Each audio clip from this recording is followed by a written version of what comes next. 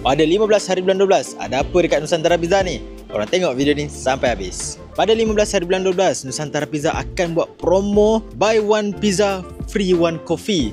Jadi yang mana coffee lover, yang mana suka minum kopi, korang boleh try kita orang punya coffee and grab promo buy one pizza free one coffee. Terma dan syarat dia adalah korang boleh pilih pizza klasik ataupun signature. Banyak pilihan pizza klasik dan juga pizza signature kita.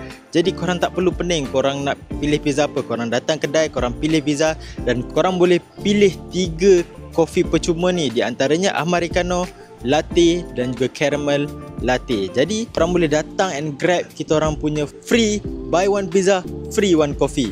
Jadi saya tunggu korang pada 15 hari bulan sehinggalah 1 hari bulan 1 sampai New Year. Korang kena datang. Sebelum New Year korang kena datang. Dan malam New Year InsyaAllah ada something best untuk korang. Korang nak tahu apa yang aku nak bagi pada hujung tahun ni? Korang follow dulu Nusantara Pizza ni dan korang datang kedai, grab promo buy one pizza free one coffee untuk korang. 15 hari bulan tau.